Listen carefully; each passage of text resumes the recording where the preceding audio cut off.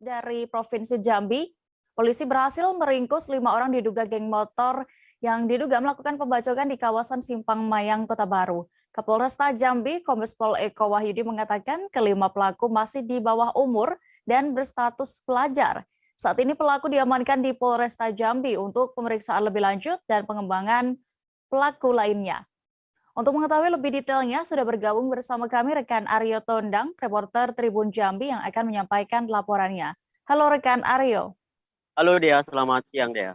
Selamat siang. Aryo, silakan dengan laporan Anda bisa diinformasikan bagaimana kronologis kejadian pembacokan ini bisa terjadi. Baik, terima kasih Dea.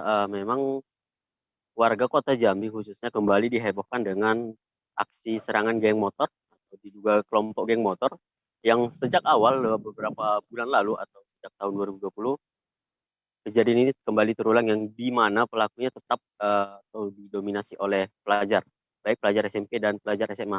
Untuk kejadian yang barusan terjadi pada hari Sabtu kemarin deh ya, di mana memang ada sekitar 8 orang melakukan penyerangan ke sebuah kawasan di Simpang Mayang, tepatnya Kota Baru, kemudian menyerang sehingga salah satu korban yang berusia 20 tahun, seorang laki-laki, dia mengalami luka bacok di bagian kepala, wajah, dan saat ini mendapat perawatan intensif di rumah sakit.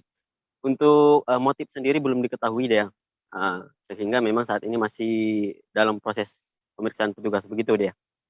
Ya, lalu bagaimana kondisi terkini dari korban yang dirawat di rumah sakit itu, Aryo? Apakah mengalami kemajuan atau bagaimana?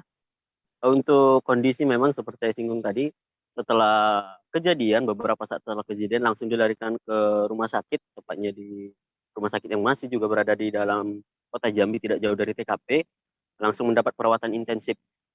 Untuk perkembangan terbarunya, setelah dikonfirmasi kepada pihak keluarga langsung kemarin hari Minggu deh ya, kondisinya masih cukup syok, hanya tidak dapat banyak bicara.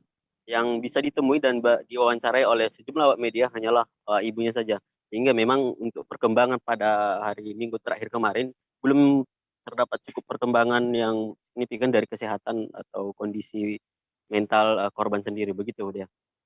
Baik, terima kasih rekan Aryo dan Tribuners terkait kasus ini. Rekan jurnalis kami sudah melakukan wawancara bersama saksi mata. Rita, berikut liputan lengkapnya.